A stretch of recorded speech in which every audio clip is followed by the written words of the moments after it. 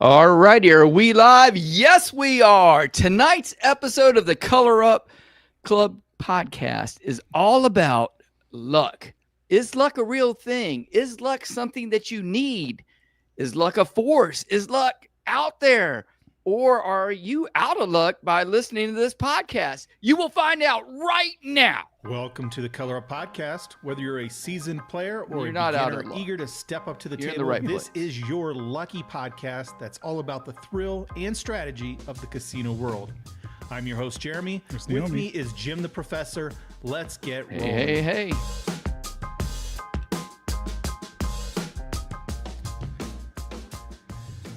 Are you feeling lucky, punk? Yeah, you make my day. Yeah. There you go. Yeah, little Clint Eastwood. Mm-hmm. Yeah, Dirty Harry from back in the day there. But yeah, luck. It's all about luck, man. I guess, And- I mean, that's what we kind of tend to be on the same page about this. I think Like- I think We so. haven't exactly, well, yeah. Well, we haven't Okay, talked so we got some everything. differences. We haven't talked about this. Everything. And certainly the definition of luck is maybe different for us, but Mhm. we're not really believers that you can control the game or can at least control the outcome of the game Oh my gosh! So we're with a going little back to extra that practice. or early. whatever. Okay. Yeah, I okay. might as well. I mean, just get it out of the way so they can tune off. Oh my now gosh! But I mean, maybe they still want to hear what we have to say. I doubt Not like it. we're going No- to convince anyone otherwise. No, people are tuning off already. No, I'm teasing. Hopefully, they want to be able to take shots at you and bring you down. Yeah. Yeah. Come in Yeah. and tell me why Tell you why you're we're wrong. Yeah. and- Mm-hmm. But yeah, you brought this up, and it is, to me, it's a huge factor in the game. It is not just in the game. Everywhere in the casino, it's huge. Yeah. And everybody's got an opinion on it, just like everything else. You know, we Yeah. all have belly buttons, Right. and there's superstitions, and if you break the superstitions, what happens You to could bring luck? bad luck. Yeah, But I guess the big question is there a such thing as luck? What is it? And then, or is it all just math, right? that's what some people say. Right. We will see. So You why know, don't you break the I mean, ice? we can recap how things have been going. I know we took a week off, but I've just been busy doing some work, and I know you've Okay. been prepping for New school year which starts tomorrow, but starts you've been back to work. manana. Yeah. Yeah. But I'm excited. It's like Christmas Eve. I'm not going to be able to go to sleep tonight. Yeah. Everybody's going to see a tired Mr. Professor at school tomorrow, but it's going to be a lot of fun and all. But good to see everybody. Naomi, Ken, Crowd Pleaser, Rag Shifty, Henry, everybody. Good to see you. Hopefully, we will be able to engage you and keep you entertained tonight. Yeah, we already got some information that there's no luck, only math. And then someone else said, is there a degree of luck? So Maybe it's like stupidity. It's degrees of stupidity. rather be lucky than good. There you Okay. go. Yeah, So yeah. That's a famous term. But Yeah, yeah, yeah. if we don't see your comments or get to it, we do get to everything at the end during our monster roll. So we may or may not go through might- comments, but definitely. And you might get the we phone might take going. the phone calls. if Yeah, we really could do wanna- that. Yeah, we could do it. We have that technology. So we got luck is inherited. See, we got a lot of thoughts. On that. everybody's So- got an opinion. I told you. Everybody who's listening tonight or in the future or wherever you get your podcast. And don't forget, ladies and gentlemen, we are powered by Sports Grid. And Yeah, if you Sports get a Grid puts us chance, out and- log on to Sports Grid and type in Color Up, and you'll be able to find Jeremy and his great shows on there I every guess you've day. been pretty watching much. that A whole before bunch school of them. every day or something. There, yeah, I get up at 4, and first thing I do is cut on the TV, the Sports Grid app, and there's Color Up. Jeremy's right there, and many of the people who are listening here, you sometimes will see some of their strategies being played out. So, like having it playing in the background. So, if you get a chance, I haven't looked what time tomorrow's shows are starting, but usually they start between 4 and 5 o'clock, and there's usually at on the least East two Coast. on the East Coast. And there's usually 2 episodes at least back. Yeah, see, to so back. this is something that you had to tell me. I didn't even know this from Sports Grid. So I give them 2 episodes a week, but I don't know their schedule, whatever. But they rerun them a lot all here and the there. time, So, every day, yeah. every day. There's at least 2 episodes that I see, and we also have you That's know, wild. I know they said the shows were doing really well, so they were using them more. But yeah, to hear that they're rerunning every day is yeah, it's pretty cool. okay. And you could Yeah, that's you cool. could actually download the app on your phone too, and if you wanted the double dip. But I just have it playing on the TV in the background when I'm getting ready for school. So All right. Well, why don't you take the lead here and All right. break it down? Where do we start? I know that you've made some notes, so keep okay, us kind of on track and organized here. so here's how I'm going to get it started. Right, Okay. how like this teacher moment here. Yeah. What's the first thing you, meaning the audience and specifically Jeremy, thinks about when you hear the term luck? What do you think about?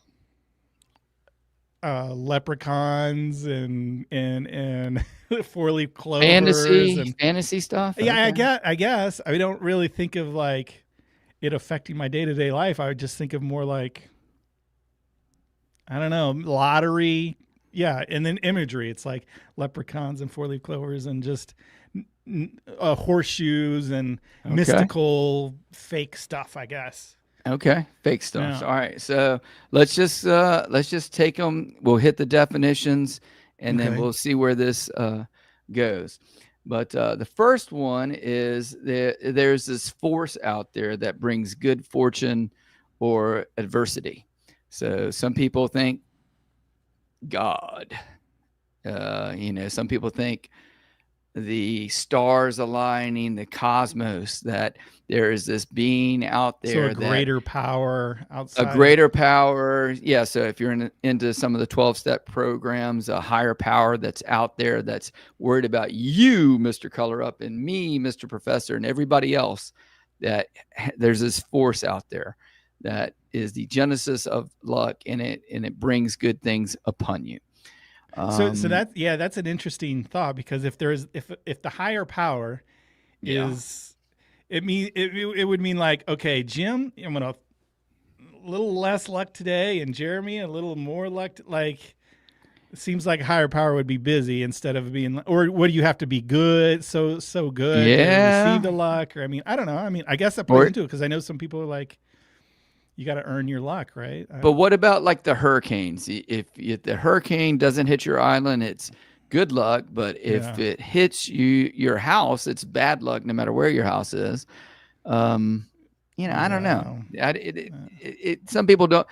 For this part of the podcast, I think we're going to just bypass this one. That's more of a philosophical. Yeah, that's more one. of a, yeah, right. I mean, they're all philosophical, but that one's just more divisive, I think. Yeah. So we don't- that's the first one, right? okay. The second one is that you could go with this one. There's this events or circumstances that operate for and against an individual. Not that there is a person or an entity with that, but there are forces out there. Okay. Ions, Yin and vibe, yin and Vibes. yang, Okay. the moon pulling on you, Yeah, and right. the tides, that kind The of thing. pool, yeah, Right. Okay. Okay. So you got that one, right? Then you could also say there. Some people think that with this force, that things don't really happen by chance. That there's a predestiny to them, right? Oof. And again, we don't want to get into deities and things like Yeah, that. we don't need to do make it a we're- religious. Or we're that not type we're not of we're not route. going to do that. That's not what tonight's all about. So some people say it's a combination of circumstances that bring good or ill will. So like if you're snotty to the waitress, then you get food poisoning because the cook didn't cook the meat all the way, or that's like karma coming back Yeah, around. karma. Yeah, Mhm. karma kind of thing, right? And then there's other people who say that things happen by chance, and there's an accidental way of things happening, and that accidental way of things happening is luck. Mm. You know, so Yeah, I a don't lot of know. different ways to take it. yeah. Well, I mean, what do you said mostly? It's like you think of like little green shamrocks and Right. that kind of stuff, or Yeah, just because I guess that's a way of disconnecting from it. And not disconnecting from what though? from the belief in it, I guess. Okay. So I guess if I just think of it as like imaginary tales and imagery and fun, Mhm. I don't really think of it as actually affecting my life, where, I I really don't feel like some outside force is coming into play, or I got to be so good, or it's like Tim just mentioned, if I'm playing the light side and the dark side, who's like, does my luck outweigh yours? Mm-hmm. Right. So I don't, or is it, that outside force, causing me to win? Or is it, my karma because I tipped the waitress, during dinner? Like, I tend to not subscribe to really any of that. And, a little bit I do. I do believe in like positive energy and throwing good things and being good and putting good out into the universe, and maybe it'll kind of return back. But then you see, scumbags who Win do great, too. who win well, So Yeah.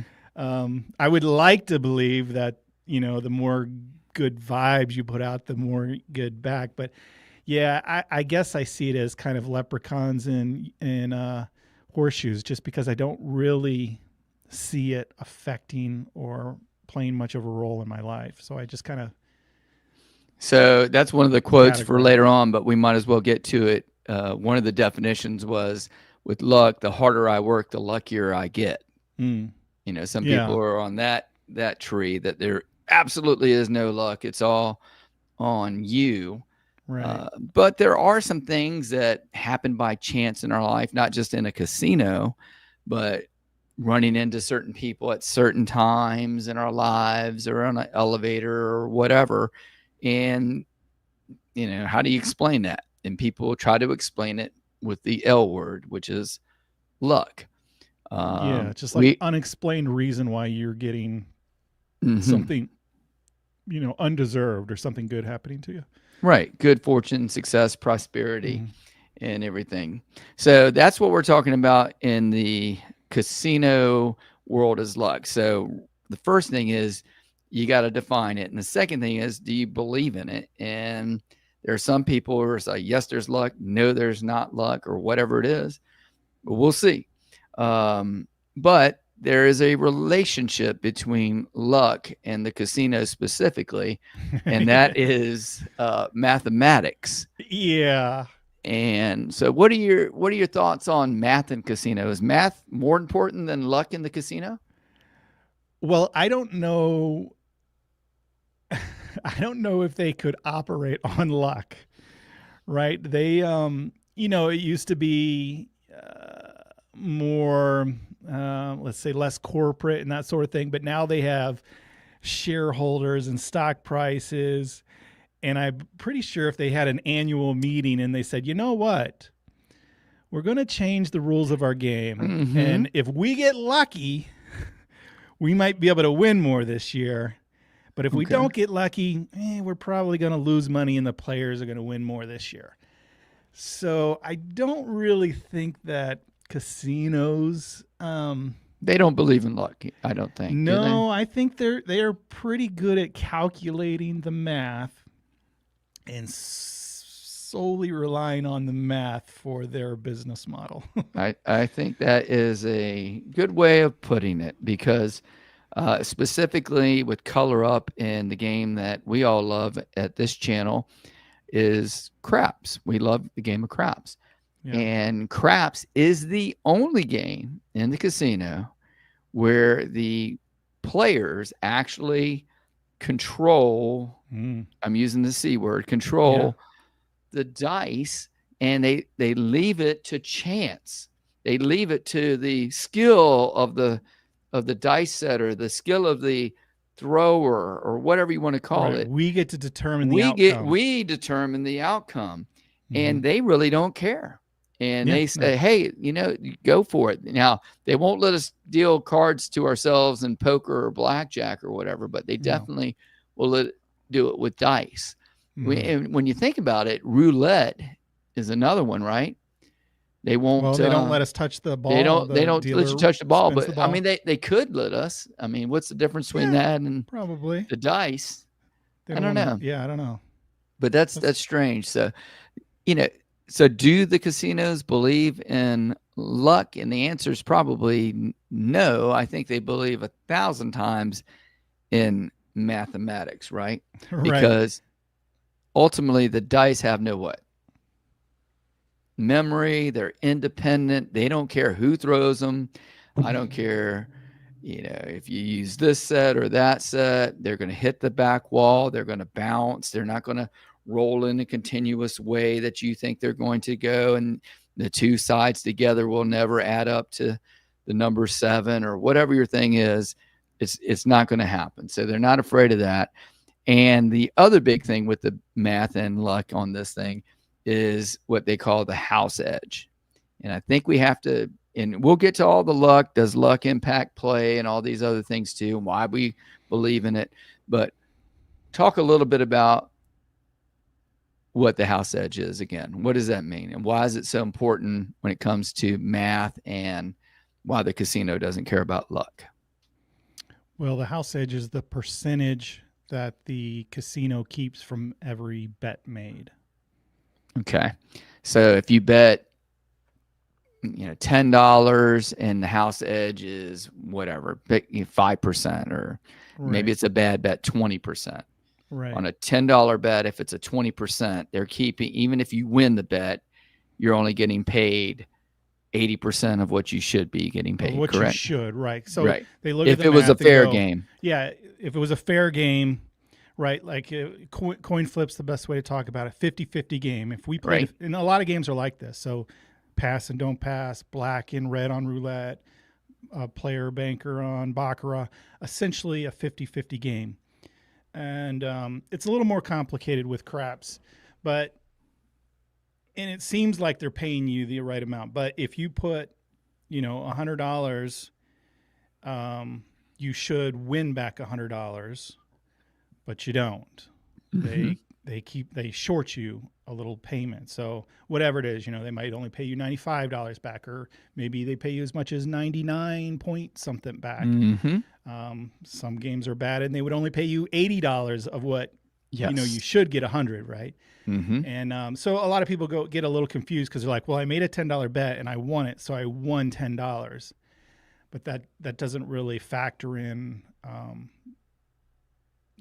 all the it's time. Not a true 50-50 right. chance of winning. There's behind the scenes, there's ways that you can lose more than you can win, and that's why they paid you, a 1-to-1 bet, but you really should have been paid more than 1-to-1 for making the bet you made. So but yeah, it's what they keep of the winning bet. And the weird, and so if you lose, they keep it all, and if you win, they go, okay, we're going to keep a little bit and then give you the rest. Yeah, So and you feel like a winner. Commission.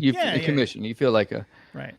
A winner on there. But, So saying that, so Okay. sorry, Go I'm ahead. getting off track. I'm just you running go off ahead. the top of my head. So we go back to the coin flip. Mm-hmm. You lose one, you lose $100. You win one, you win $100. Or let's say, for argument's sake, $90. So that's not fair. But if you're lucky or you win 2 in a row, well, now you've won $180 and you've overcome the house edge. So that's how we can actually win, is by winning more than the math says. Okay. And therefore overcoming the house edge. So that's the name of the game, is beating that house edge For a short period of time. Try to get more in your in your rack. Yeah. Because the longer you play. There are tall tales, I'll say, of people who do it for a living, but it just doesn't exist. There's just not professional craps players. Yep. All right. So then the other thing with luck and math we need to talk about is probability always rules. And one thing I forgot to do is tell the people why I started thinking about this. So I'm like a lot of folks. I go to the casinos and get on mailing lists. And I got this magazine several years ago, Casino Players Magazine. And the genesis of this topic was Al O'Grady he's a freelance writer, has a degree in economics. He's a blackjack dealer, been doing it 7 years or whatever. And he's currently working on a degree in mathematics. And I don't know what he's going to do. I've been Googling him, but I haven't had much success. But he wrote this article in here about luck and is it real and blah, blah, blah. And I got to thinking, that's something everybody who walks into the casino wants luck. We want good fortune. We want whatever. And we're hoping for the magical time that we're in there, the hour, the 2 hours that we're there, they want us. And the more I got thinking about this, the more I thought it would be a good title for the episode tonight. So thank you, Al, for publishing that. And we wish you luck. You see what I did there? Wish him luck as he's getting his degree in math. But yeah, probability always rules. What are we talking about when we hear the word probability? What do we mean by that? Boy, I don't know the definition, the proper definition off the top of my head, but okay. What should happen? What should happen, right? What's probable? What should happen? And if something doesn't happen that should happen, is that unlucky? Yeah, right. Okay. Is that unlucky? Does that make sense? Right. I mean, that I guess that's some people believe that, right? Right. That's unlucky. But yeah, if it doesn't hit probability, it just I think we mentioned before the show the word variance. It's not going to be an exact. Maybe it'd be helpful if I bring up an image of the dice probability chart. But we know in the game of craps there's 36 dice combinations. That's right. And 6 ways to roll 7. Right. 5 ways to roll 6 and 8. There you go. Yeah, there you go. Pull it up. And so that is what the mathematics and the probability says. Mm-hmm. So, out of 36 dice rolls, there's only one way to roll a 12. So the probability says if you roll 36 times, the 12 is going to show up once and the 7 is going to show up 6 times. But so that does not happen. Yeah, but that doesn't happen. If we rolled 36 times, we wouldn't get 1, 2. We wouldn't get 1 12. We wouldn't get 2 3s. We wouldn't get 2 11s, et cetera, et cetera. And that's why we play the game, because it doesn't show up like this. No. People they bet on the 12 because it shows up 2 times, 3 times, sometimes 4 times out of 36. And in that case, as I mentioned before, if you're betting on and can beat something, the probability, you overcome the house edge and you will win money. So our job, or not our job, but our goal is to pick which numbers are going to beat this chart. Mm-hmm. Because if it follows this chart, we're all going to lose money. Because it's just bottom line. We have to overcome this chart. And, if we're betting on the 5, we hope that the 5 shows up more than this for every 36 rolls. So. Okay. So let's kind of ease on down the road a little bit. And let's ask, if the rolls are random, then why do we believe in streaks? Because people, we get out there, look for trends, or the person's on a long roll or hot roll, or, sometimes people say, this is a lucky shooter, or this person is a good shooter. Why are we constantly trying to attribute stuff that's just mathematical statistics and put somebody's name on it? Jeremy's lucky. Jim's lucky. We like to lucky. define things. So, and we like to try to explain why things are happening, right? Like if the brand new first time lady comes to the table and she has an amazing roll, we go, look, lady luck, right? Beginner's luck. Beginner's luck, lady right. luck. There's a couple different categories that particular situation falls into. So we like to call it that, and then we like to, go tell our mind, oh yeah, there it is again. See? Mm-hmm. And so I think that's it. We just kind of like to explain things. None of us like to go like, or most of us don't be like, well, that was chance. Or whatever, you know what I mean? Like, we like to kind of describe things a certain way, or the jerk who makes a late bet and then the 7 comes. We like to go, it's the jerk's fault, right? It's his fault. He screwed it up. He ruined the roll for us all. and it was his bad vibes, his bad mojo. He's unlucky and caused his unluck to come on all of us. He brought his black cloud, and we like to Yes. describe it that, as opposed to saying, don't worry about it. It was just chance. You know, the 7's going to show up 1 in 6 times. So Or they it's put okay their if you stuck your hand in the table. yeah, and put the your dice hand hit. out there. Yeah. It's no big deal because Yeah. it's all just chance. So we don't like to admit that, I guess. Mhm. So we've got to describe it somewhere. We got to categorize it, describe it, blame. We got to blame. Is a big Blame. one. Okay. Okay. I think we like to blame, whether good or bad, on something. All right. So let's think about this a little bit more. Does luck impact play? Does luck impact how you play? Well, I mean- if you want to call it luck, yeah, I get. I mean, because you need, like we said, we've got to beat this probability. So if you want to call it luck that we're going to get a bunch of 4s and 10s to beat Mhm. probability, then wow, we got some luck going our way. I Okay. don't. If you want to, you want to call it something else. I don't know, but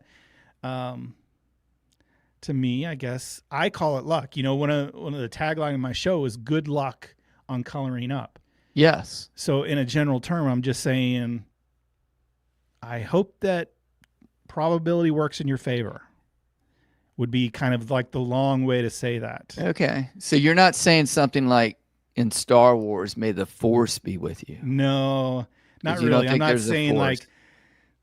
like, hopefully some mythical power will sweep in and rotate the dice one extra time so you win. And, Okay.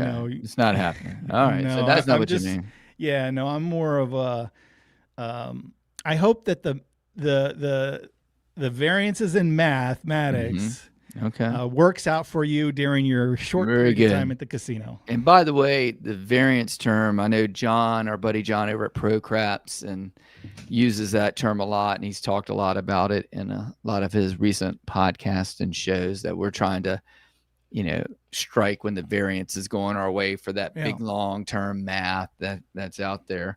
But I was also thinking about guys like Ryan. He's on an Alaska cruise right now. He's on a Celebrity. This is his first Celebrity cruise, which is a Royal Caribbean sister company. But anyway, he has this thing running with the bulls. So he'll make a horn bet, and then he will take the winnings from the field and stack, because he wants to hit 2 horn numbers in a row. So does luck impact his play? And at first I was thinking, well, yeah, luck impacts his play. But then I was thinking, why is it lucky to roll a 3 and then then bet and hope to have another 11, 12, 3, 2, whatever horn number? Yeah, horn number is the same probability as 7. There's 1 6 out of ways. 6. Yeah, 1 out of 6. 1 out of 6. So 1 out of 6 times you're going to be lucky. Yeah, you'll be lucky. Which So are pretty good odds, really. I mean, it's not that bad. We're afraid of the 7 because of the 1 in 6 chance. But if you bet the horn, but if you're 1 out of 6 2 times in a row, is that lucky? right, back to back. Yeah, back to back. How lucky is that? Is that outside the realm of possibilities and probabilities? And the answer is no, because there's only 1 out of 36 chances, and each roll is independent, Yeah. right? Each roll is independent. Yeah. So once it happens once, for it to happen again is just 1 in 6. Now, Yes. before you start, the chance of it happening 2 times in a row is you multiply the chance. So 1 in 36. 1 in For it 36. to happen 2 times in a row. But after it happens once, well, it just resets because every roll is independent. So now, well, what are your chances to hit it again? 1 in 6. All right. And if it hits again, what are the chances of it hitting again? 1 in 6. 1 in 6. So let me ask simple math. Let me ask the audience this on this one. Have you ever seen a roll so wild that you thought it just wasn't by chance? Has anybody ever been at a table where it was just like, there's no way? And some people will say, I'll give you an example from DiceCon. When I was playing come bets on a crapless table, and I had 9 out of the 11 box numbers. Is that right? Or 10? Yeah. I mean, The only thing I needed was a 12, right? I had 2, 3, 4, 5, 6, 7, or not 7, 2, 3, 4, 5, 6, 8, 9, 10, 11. The only thing I needed was 12. So a 9 out of 10 numbers, and I had come bets on with odds. If you're playing your come better, most people say you're crazy to do it at a crapsless table, but I got them all up. I didn't get them all in, but I got them all up. Is that luck? Is that so stupid, or is that so extreme to be outside the realm of possibility? I don't know. Is that luck because you're on this fantastic roll? Well, I mean, I guess you would. I guess you could define it as luck because it's so far outside of probability, right? So it doesn't happen that often. So what are we going to call it? We could call it how about improbable? Yeah, an improbable probability. Yeah, an improbable situation. Yeah, we could call it that. But they happen. Mm-hmm. So it's not completely improbable. It's just unlikely. It's unlikely to establish all your come bets and then knock and hit them, most of them. But it obviously happened. But because that didn't happen again for the rest of the week, right? No, it didn't. I guess I was lucky at that moment because, or I was unlucky the rest of the time, right? Yeah. Well, yeah, I guess. Yeah. But, people don't think of when they bet on a probable number. They bet on the 6 and 8, which is 10 combinations of the 36. Mm-hmm. A lot of people bet on the 6 and 8, and when they hit, they don't go, "Oh, I got lucky there." They just go, "Yeah, that's within the realm of that's about right. That's about right. I should be hitting these numbers, right? Yeah, they're right there in the middle. They're the most of the pyramid. Probable. Yeah, right. 10 ways to win. 6 and 8. Yeah. So in that case, we don't consider it lucky. We just I guess we consider the outliers. Okay. We define them as lucky, which is it's as good a word as any, I guess. So overall, why do you think people believe in this personal luck, and what are some of the things that they believe in? What are some things that we've talked about, etiquette and whatever? What are some things at the table that people believe in? Some things. You know what I'm talking about here? Not exactly. Superstitions is what I'm getting at. Well, some people think superstitions that ruin their luck, I guess. Yes, that cancel out luck, right? Or it could be positive things like bringing Lucky Charms to the table, the rabbit foot, or I've got my lucky shirt on, or I got my color up shirt on, or whatever, right?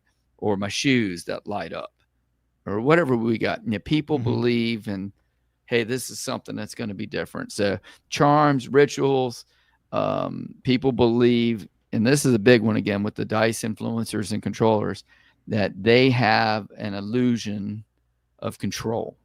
And I would say they have a fantastic sense of control right up until the point the dice leave their fingers. Yeah, there's some guys who throw a beautiful looking tight spiral. And we've got guys who have lasers and they can land almost in the same spot every time, all that kind of stuff. But then another reason why we believe in luck is because we have this thing called a selective memory. Yeah. I use the word confirmation bias a lot, but yeah, selective memory is another. Oh yeah. So the person buys in the middle of the roll, dice off the table, turn your bets off, right? Right. Yeah. There's no control, and that's why there's no pro craps players. Yes, that's a nice comment right there. That's my personal credo right there, Aldo. And it's random every single. The dice have no memory whatsoever. So I'm a DJ and craps player, and I understand. Yes, that's funny. Trump said stick change. Yeah, that's another one. Yeah. So what happens is these things happen, and we go, "Oh, that's unlucky." But if we go back to the chart, it happens 1 in 6 times at the 7 roll. So you figure stick change, the guy buys in, dice off the table, the waitress interrupts, the dealer mistake, all these things. And how about this? There's a really good chance that the next roll is going to be a 7. How about and what you just meant, we didn't really finish up. But, yeah, go ahead. what we do is remember when it hits someone's hand and it's a 7, we go, aha, see, there it is. And all the other times, The other when it 5 hits times. someone's Yeah. hand, The other and 5 it doesn't, you go, we got by it was a 5, Yeah. so we got Yeah. by. Yeah, that's true. Identify lucky players. I've seen guys go on a tear. I was at Park MGM 2 Dice Cons ago, and this guy one night, I was there at the table with him, and he rolled the ATS and almost rolled it twice. He hit the all again, and then the very next night he did the same thing, rolled the ATS and almost rolled the all again. It was incredible. And of course, he was a dice setter, and everybody, oh, he's dialed, and everybody piled up on his stuff. Yeah. But I didn't see how long he played. I just was there those couple times. So the other 20 times he was shooting, I can't speak to. But was he lucky? I don't know. Was he good? Yeah. I don't know. I've mentioned my brother a lot of times on the podcast, and I always call him Yes. Lucky. Lucky with slots, right? Because I'm always Oh seeing yeah, one. I was on my list to talk about, so I'm glad you brought him up. He was here last weekend. Okay. He was in his host entered him into a slot tournament. He didn't win it. Okay. I guess there's rounds, and then you go to the finals. Whatever. He didn't win the round, right? So go home. But we have a second chance drawing, and his name got pulled in the second chance drawing. So they're like, okay, go over to the Luxor for the finals or whatever. Okay. So another slot tournament. He's in the finals. He won the slot tournament, and he won The whole thing? Oh yeah, tens of thousands of dollars. Like I'm not gonna Dime him out. write him out. But yeah. And I'm like over and over and over again. I mean, it does feel like some people are just Luckier than others. lucky. And I mean, you played at DiceCon this year. I told you I'm terrible with slots. I never have any luck. Yeah, That was right. where and then every time I played slots with you, oh yeah, it I saw it in action. just goes down to 0. So is it a self-fulfilling because I'm the same way. I'm like, I'm so unlucky. I'm so unlucky. I'm so unlucky. I'm so unlucky. I'm so unlucky. And then sure enough, I get what I say, right? It's like I don't know. That goes back into the mystical right, ions out there and everything. What's good vibes, bad vibes, all this stuff. So But if I walk bottom up to line the is I table, haven't been I'm doing going to that be good. a winner. I'm a Right. winner. But Yeah, there is Tony a Robbins difference stuff. in how I play and my brother plays, right? I'll stick in $100 and he goes, that ain't enough. That don't give you a chance. So maybe he's right in a sense, right? And he'll put in Step 1,000. up your game. Okay. Yeah. So and I guess I see that to an extent because I tell people all the time, like I see them come up Bankroll. to a Yeah. craps table, right? Bankroll is a huge part of this. They go, what? I come with $50 and I lose every time. I'm unlucky. You're not unlucky. That's just not how the game works. Mhm. My sister chimed in. He's the luckiest person in the world. And some would say he works really hard to build his luck, right? So, where was I at? We were talking about lucky, brother, and I said lucky players. I'm unlucky, and self-fulfilling prophecy. Do you bring it on yourself, or do you need just more I was money to making play? A really good point. Oh yeah, bankroll. Yeah. So people say, well, I'm lucky. I only have $50 and I lose it like every time I play. But on the crap side, I know, hey, you need enough money for 10 shooters or whatever because this game goes up and Variance. down. And Yeah. it goes bringing up variance again. But if Mhm. you're not around long enough to get the lucky roll, you're not giving yourself a chance. So I think Mhm. it could be similarly applied to slots or any other game. Slots just happens to be a higher house edge game, but like if you're under bankrolled for any of these type of games, you're not unlucky. You're just not knowledgeable about the game. You don't have the proper bankroll. So I would say in probably mine in your case with slots, We're it not might be that we're capitalized. not super unlucky, but we're just not knowledgeable to have the proper bankroll. But for the wouldn't game. we, as many times as we tried with small bankrolls, wouldn't luck happen at least one time?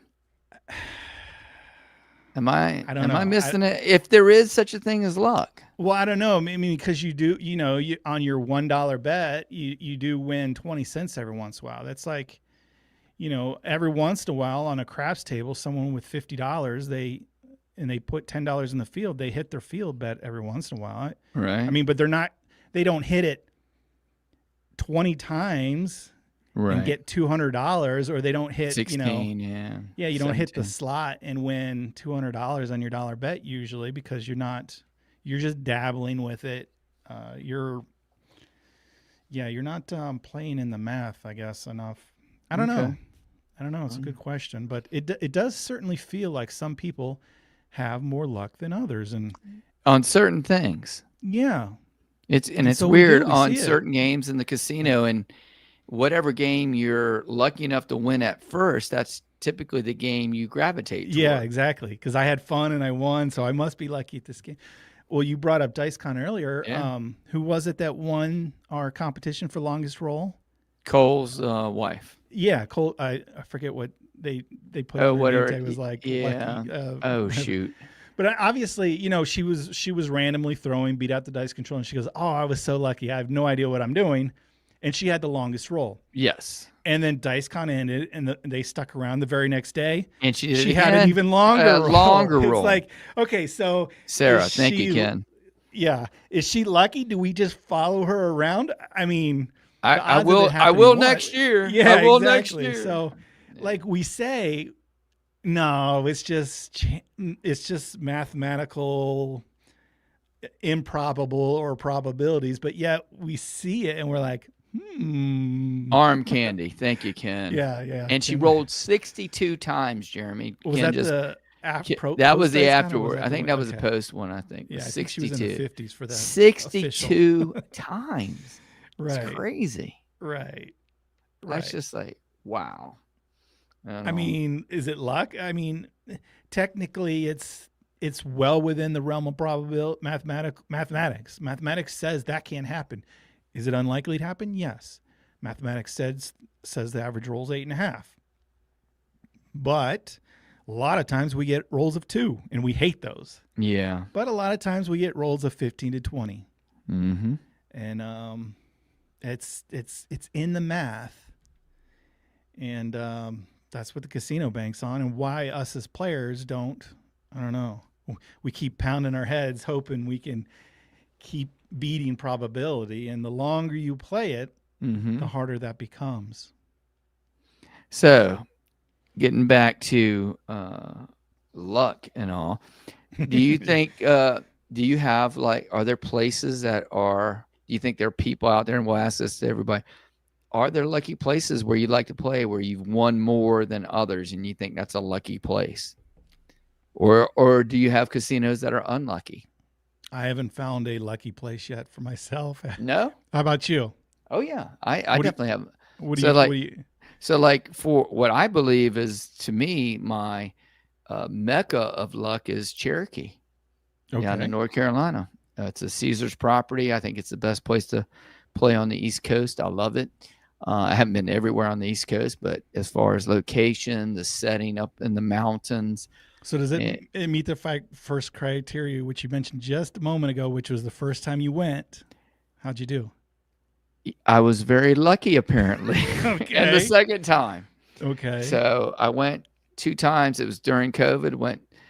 I think it was during COVID. But anyway, I went 2 times, 2 weekends out of the month, and I had won over $3,000 each time. And I came back, and I was just like, maybe it was closer to 8, because I remember telling my wife, I said, "Hey, look, if I go there twice a weekend, twice a month, if I went 8 times 12, it's money. 48,000. It's extra Yeah, $48,000 a year." Great gig, yeah. Yeah, and anyway, I played more often, and that was not the case. So individual results vary. So it didn't always continue, No, it did not. but you still feel like it's. I still feel I love the place. I love This the is place. Yeah. Trucks and Crap says, yes, I truck around the U.S. and we'll be surprised how many casinos have better and consistent luck. So, I mean, Yeah, I he's think out it's there. true. He's out there. He's bouncing around. Yeah, he's bouncing around. He's seen it all. And a lot of people are mentioning Biloxi. Biloxi. I really love Biloxi also because there's so many places to play. I've heard the term Redneck Riviera.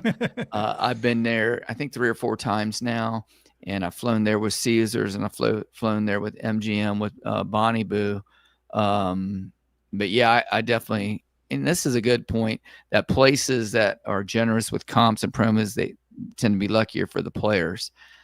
I don't know why that is, and I don't know why. Yeah. I don't know. Maybe because you go there and you play more because you're getting all these They're comps. incentivized. Yeah, maybe like you were talking about with bankroll.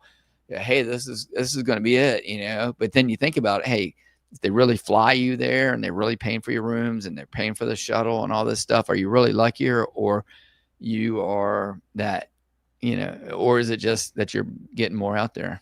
Skill and luck. I mean, he obviously named his channel after this, but what is luck? What is skill? Are they opposite? That's a good question. Yeah.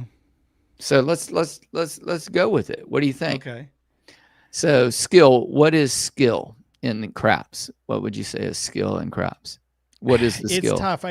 I'm not, I don't know enough about him to know where he falls on it. No, I didn't mean with skill. I mean, what is skill in general, not skill. Oh yeah, just something that you train you train and you learn and you, it's a skill that you can acquire, not necessarily I guess you could be, I don't think you call it, you're not born with a skill. I don't know. Some like prodigies and stuff who are born who can do things. Maybe. I don't know if you call that a skill, but I mean, you can go to a vocational thing and learn to be a plumber or a YouTuber or a engineer or a doctor, and you learn these skills and knowledge and information and practice it. And so what is the skill that you would think would be at a craps table?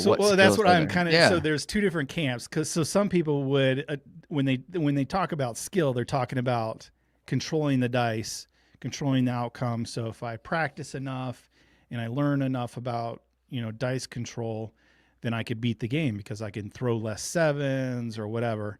Mm-hmm. I'm not a believer in that. So for me, I would define skill as the knowledge of the game would be the biggest factor, because I think it's a huge part of it where you got to understand how the bankroll affects. You got to understand the good bets versus the bad bets, what's more likely to happen and what's not. So the skill, when I talk about craps, is more about the knowledge of the game as opposed to the practice and skill of throwing a beautiful dice toss.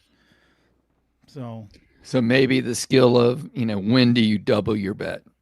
Yeah. When do you press your bet? You press your bet when you've won. I always say if you're winning, press it when you're winning. Don't press it when you're losing. Some people like to martingale or ladder, they now call it, but I don't agree with that.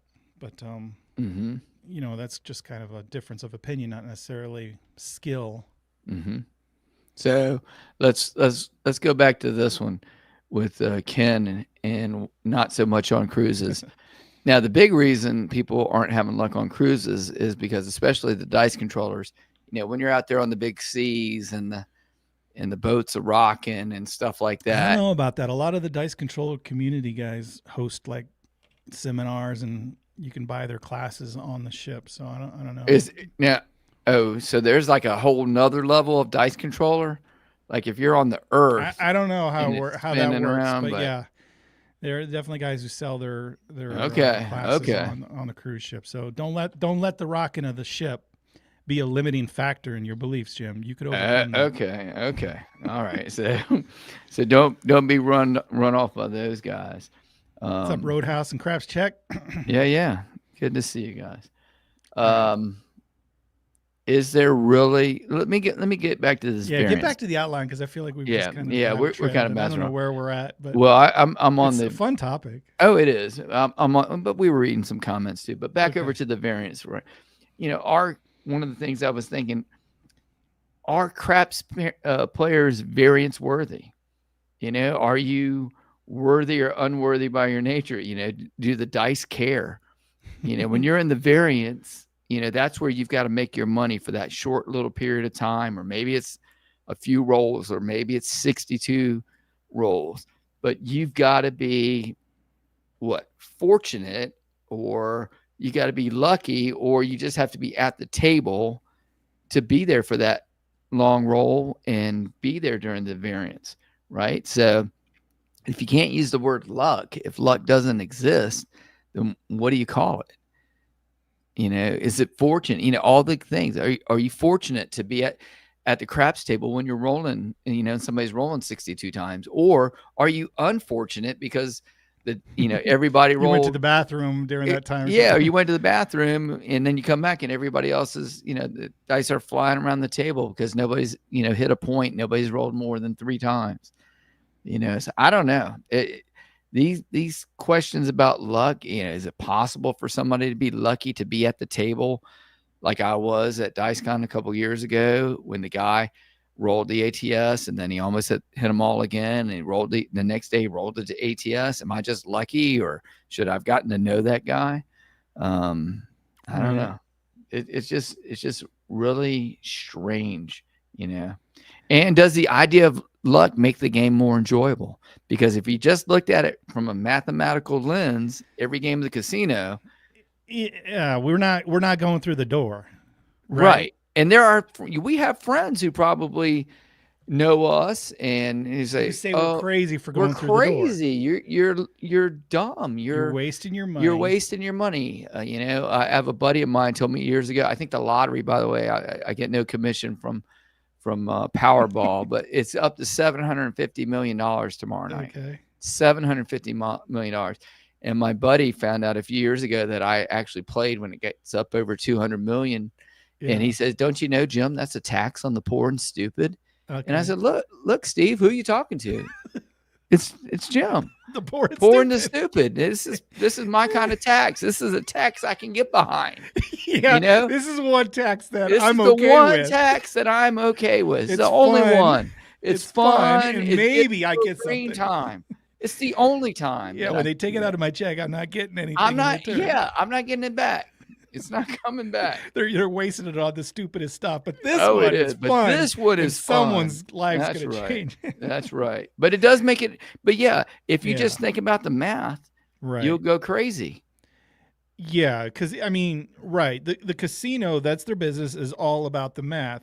And us as players, if we looked at it logically and go, you know what, the math says 6 out of 36. The house edge is 1.4, and house edge 4 on this bed, 12.12. Like, there's no way we're gonna win, so let's not go.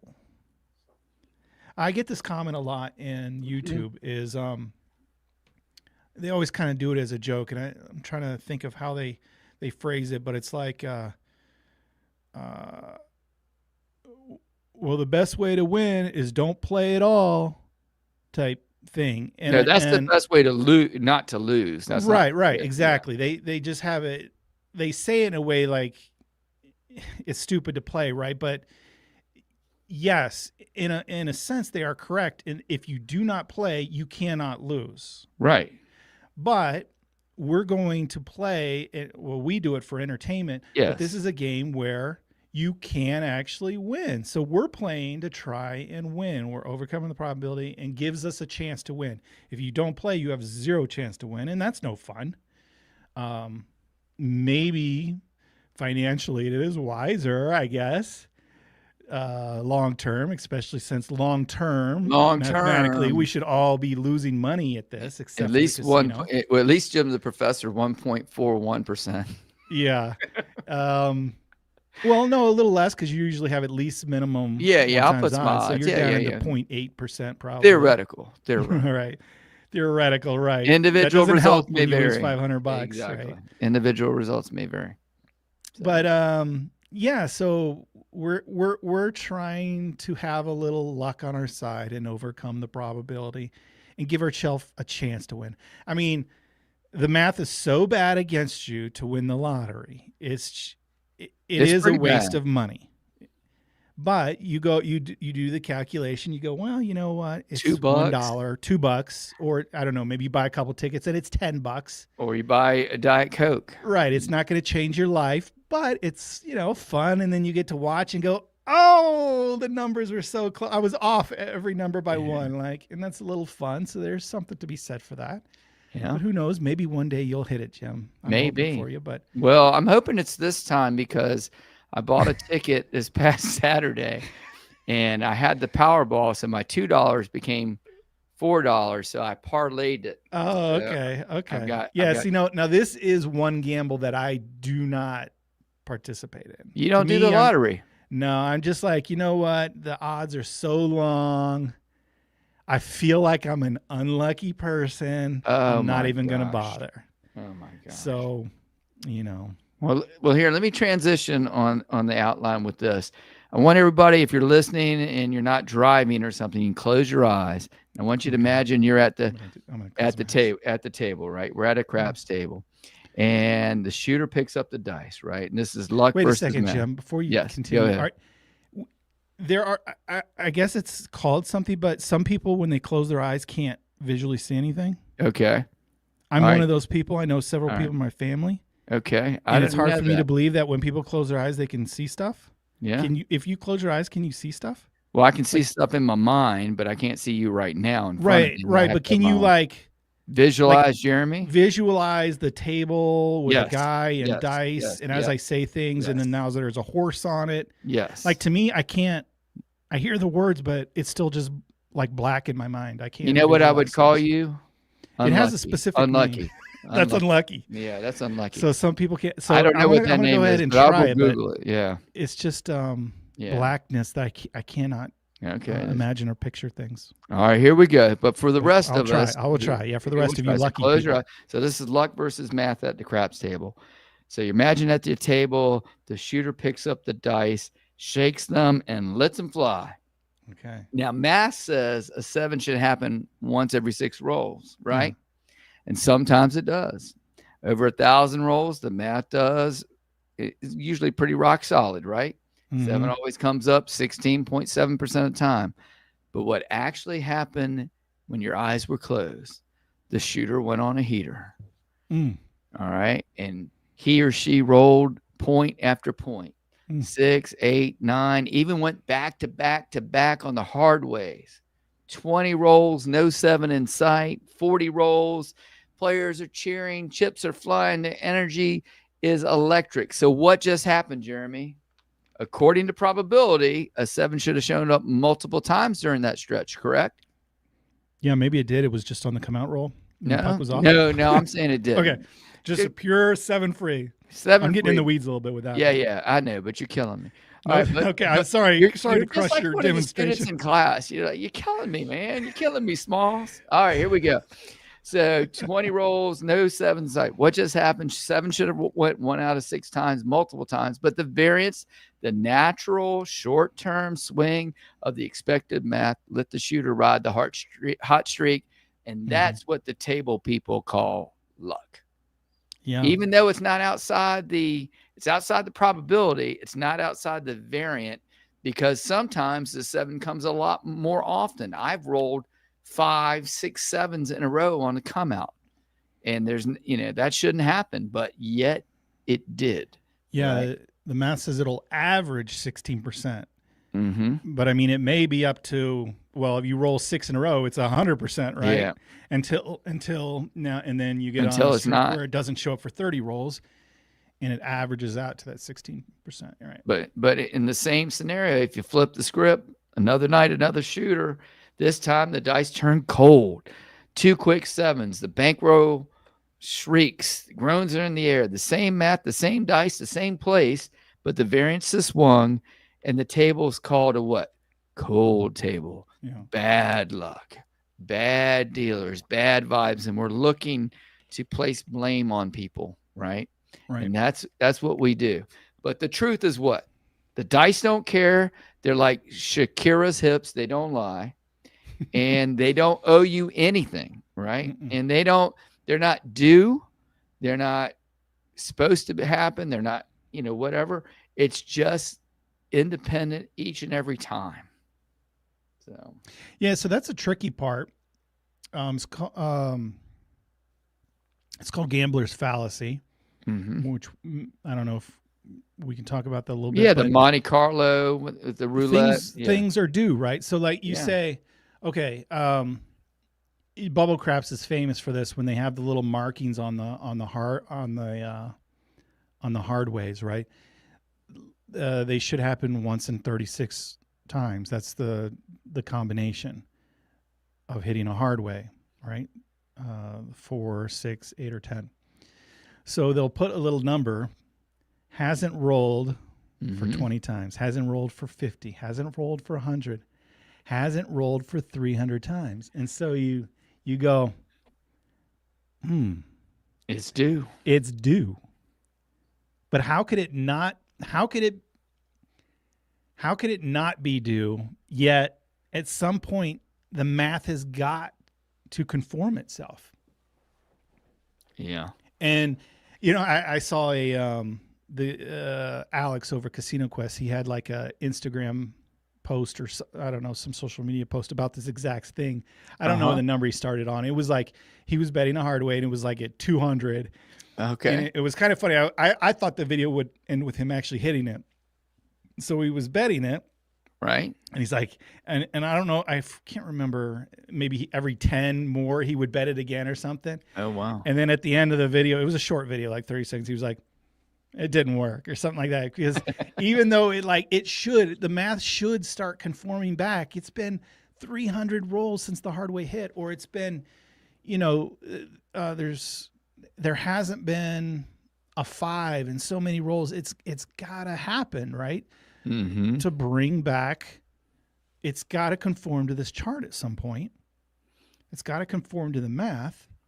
But we don't, because it only says in 200 rolls. It doesn't say 2,000 rolls, and it doesn't give us what the rolls were before that either.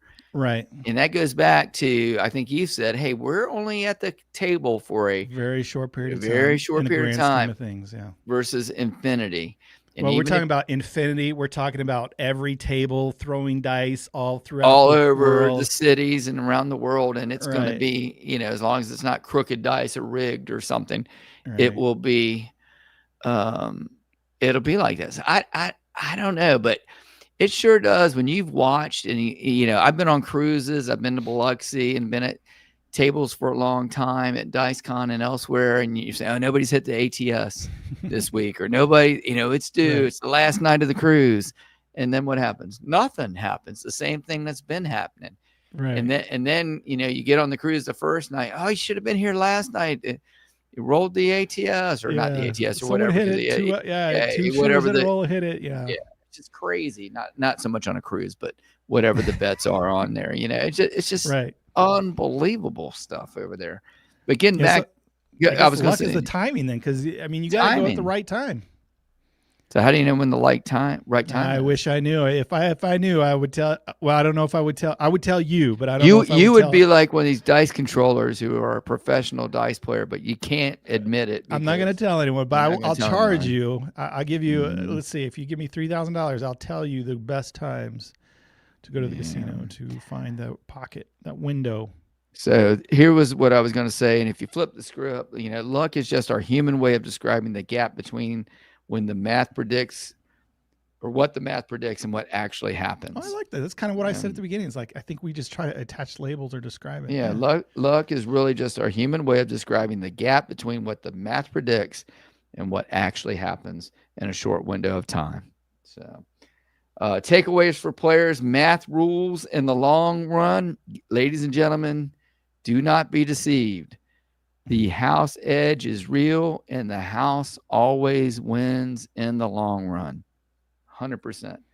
Yeah, I do want to push back on that, is because a lot of people are like, well, don't bother. Like, don't bother making that bet. Don't do this. Don't do that, because so people pick their level. Like some people, like we mentioned earlier, some of your friends are like, don't play at all. Don't play. Yeah. Because of the house edge. And then, there's in between, there'll be like players like you. Don't place bet the 5 and 9 because the house edge is at 4%. 4%, yeah. And then, I kind of fall into play whatever you want. Maybe you'll get lucky. Bet the horn. I don't care. I mean, I probably won't. I kind of play closer to you, maybe a little higher percentage house edge. But I'm not betting the lottery. No. But I'm also not telling people, hey, stay away from the horn, right? Because, yes, long-term, terrible bet. Terrible bet. The house edge is so high, it's worse than slot machines. Yeah. But we don't play the long term. So you were just talking about the long-term math. It will get you. Yes, it will. But we're just going for the weekend for a few hours. So now, who knows what'll happen. One thing I was going to say, push back on the slot machines. There are thousands, hundreds of some casinos have thousands, I think, of slot machines, some of the really giant ones. And, we're at a handful of craps tables where the percentage wise of me playing at one machine at one time, it just seems like the math is just so far against me on that, which again makes me wonder how your brother is lucky enough to get in Working there. Brought up a point that kind of crushes mine, and it says that you're never playing the short term if you keep going back to the table. I get that to a degree, but you're playing like multiple short-term sessions. So you're hoping to okay, if you went every Saturday, maybe you'd have a shot during those windows. But yeah, if you went every Saturday for 50 years, you're probably, your math is probably going to average out more. The more you play, the more it's going to look like probability. The more the average is going to we're at the you. table. So, probably your best bet is those beginner luck players, right? Who go, oh my God, I came in with 100. I walked out with $800 in my first time playing. Don't ever play again, right? That might be your best position you're ever going to be in. Yeah. But you never know. It's again, we do it for entertainment. So next week, maybe you can win another 200, maybe not 800, but 200 this week. Maybe 2. And then maybe the next week, and you do lose some, but maybe only 50 or 100. Yeah. And we just kind of play this game and hope to go up and down and have a good time. Yep. So the other takeaways I had for you there, Mr. Color Up, was variance rules in the short run. That's where we find our luck. Yeah. So we're there for a short period of time, and we've got to get lucky. And then craps players aren't. Sorry, I'm going to interrupt. When you put it that way, it crystallizes okay, it's not luck. You just happen to be in the mathematical variance. And is that because of a force or higher power that brought you there that day? Right. No, it's just you happen to be there at 12 o'clock when that lady was having a good roll. 62 rolls. You're right. Which we define as luck. But yeah, it is. You just it's in the math. You just happen to be there at the good variance spot of the math. So hopefully you take advantage of it. And that's where the knowledge comes in. That's absolutely right. I do want to let me back up real quick because there was this comment. I was going to answer it. Oh man. There was one I liked too earlier. They were talking about 27s or something in a row. Oh, I don't know. There's a lot of great comments we need to get through, but that's my shortcoming in failing to get aggressive and press bets. It's definitely my number one problem with my craps game, Ricky. My suggestion for that is to have a strategic game plan. So I teach a lot of treat each shooter individually, recoup your initial investment back as quick as possible, because that's my game plan. I know, hey, if I bet $100, I got my $100 back. Now I can gamble, be aggressive and press my bets, right? Whereas if you don't and you're like, well, maybe if I'm up this much, and you just kind of do it by the seat of your pants or feel, it's going to be hard and you're going to miss the opportunities. But if you systematically go have a trigger, and it could be maybe not when your money's back, maybe it's hey, as soon as I'm up $50, I'm aggressive. Mm-hmm. Set whatever trigger it is, but have a system in place. That's what I do with the ATS usually. Yeah, there you go. If I don't bring a bankroll, specifically for that. But I do that. Now I want to quote you here for a second, because you said you had a video a couple years ago said, "Hey, maybe I've been playing wrong. I don't press enough, or I'm not aggressive enough." And you talked about that little period of time, and now you seem to evolve to where, hey, I'm going to get out of the hand. That's the term a lot of people use. I hear Brian, Hawaiian Crap Shooters, Brian, Holer Roller, and John, all the guys out there, get out of the hand, which means that one shooter, get out of the hand and then press up. And if you could do that, the way I look at it is you're getting pounded on the short rolls. And then once you get out of the hand, that's kind of like a medium roll a lot of times. Okay. And you're trying to get to that next level on down the variance, which is the longer to the, mid to longer roll. Yeah. And you want to be in a position when it is that long roll to, after you pressed up a couple of times, get some of those big black chips back into your rack, or pumpkins, or whatever you're going for, wherever you start for. So that's the way I look at it. And that's the way mine. The tricky part is if you run the math, like I've run simulations. Yeah, it's like about same bet. Yeah, same bet does almost wins every time, or they all kind of finish up at the end if you run any length of simulation. So right. And the reason why is because in the shorter run, when you press, if you have money that is left on the table, and you lose it. Table where you already have it in the rack. That's why same bet does so well on it. Right. So, but you certainly feel good whenever you're in that variance window. Yes. It's a good roll and you're pressing and you win a lot of big money where you would never approach that amount with same betting. But, over the year, you're probably statistically going to be better off same betting. But that's the kind of the part of, when you talk about trends, which I don't believe in. I only believe in past trends and they don't affect future, but being systematic, that's where, where I just mentioned that advice to him is being systematic. Have a trigger point where you like to try to take advantage. You think maybe this is the moment that I can take advantage of the luck. And I will say this one other thing about the trends. I don't believe in it like you do. I believe it, like, looking back, you can see, but you never know when the trend's going to end. But the thing I like about the trends is it lets you know when you've gotten out, hey, we're 10, if you keep in track of rolls, hey, we're 10 rolls into it. Hey, this person's hit 3 points. We're at 22 rolls, or whatever it is. And that's what I love about the ATS. It kind of gives you a ballpark, how many times not repeaters necessarily, but how many times numbers have been rolled. And that's a really good indicator. Like it's a metric or a meter. A metric is something. Yes. That like say, hey, look, this is a long roll. This is the point where no guarantee for the next roll, but this is a point where you can kind of be a little aggressive because hopefully you've gotten out of the hand and blah, blah, blah. Or what?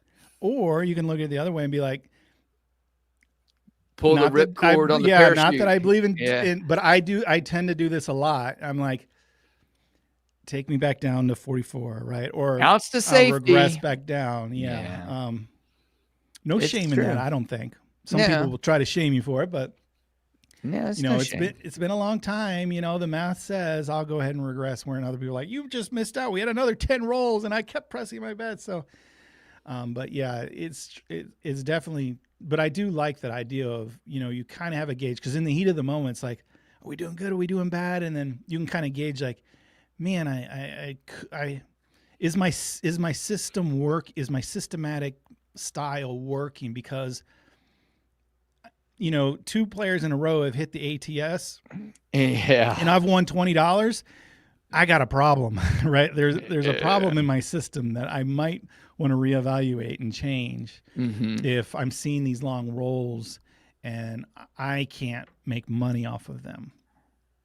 Yeah, so that's very heartbreaking. Like that's what I like about the ATS bet is it's kind of like, I don't know. Hey, you can be an idiot and not bet the right way, but at least you'll get $1,050 if you go 5-5-5 across the top. Yeah.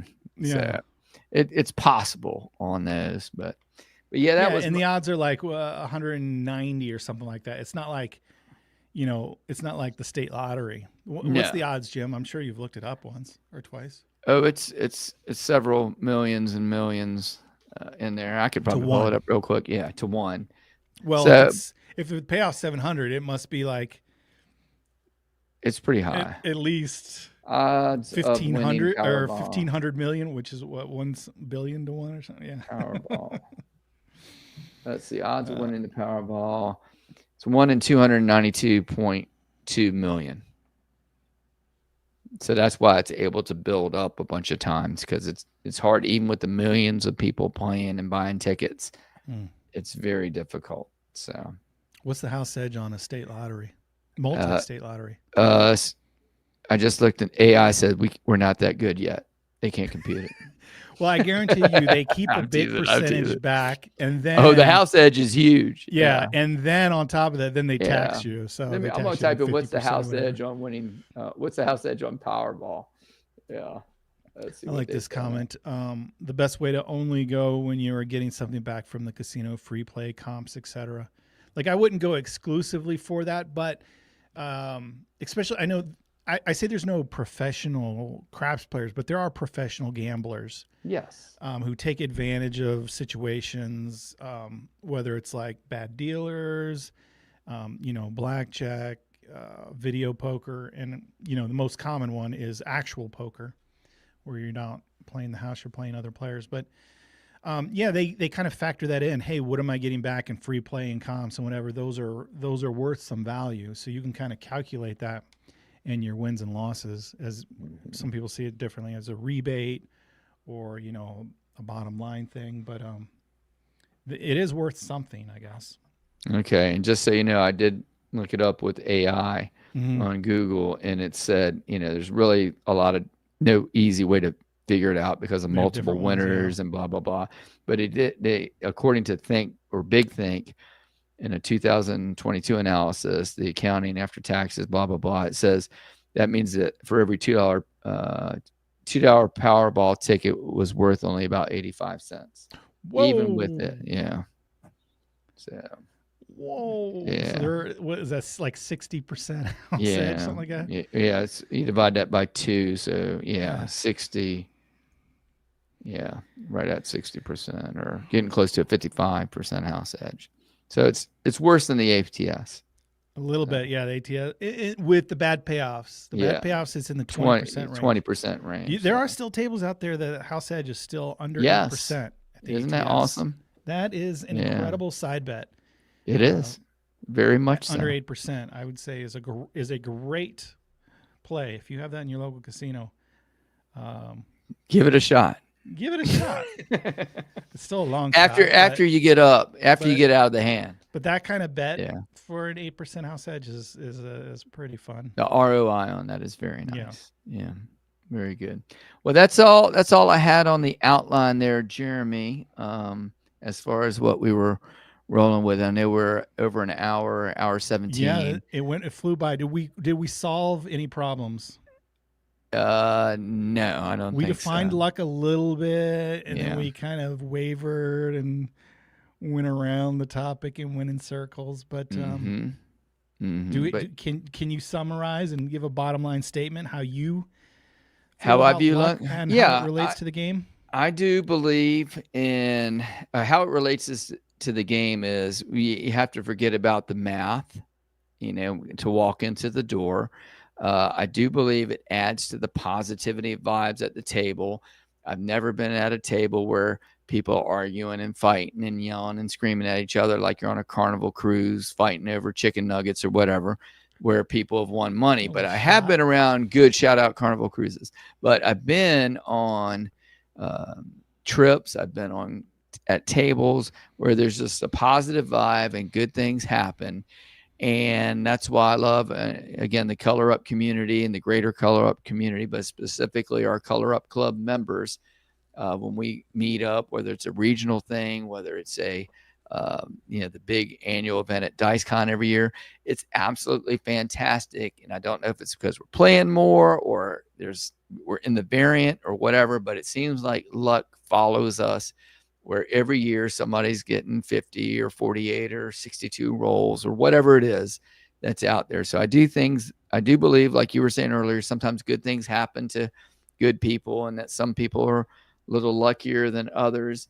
And that's just, chance. Could be good fortune, could be higher power. I don't know what it is, but it is definitely out there. And you and I both know people who have terrible luck. They drive in the 50 or 100 people drive down the emergency lane to get out of the traffic, and then somebody else pulls out, state trooper right behind them, or whoever the Johnny Law is. So there are people like that. Can't explain it, but we try to explain it. But the idea of luck, and let me tell you, with this $750 million, I will let you know if I do win and parlay this $4. Will you be back to a podcast again, or will you retire? Oh no, I'm going to come back. I'm going to let everybody know okay. that I'm out, and the Jim the Professor security team is amped up a lot more.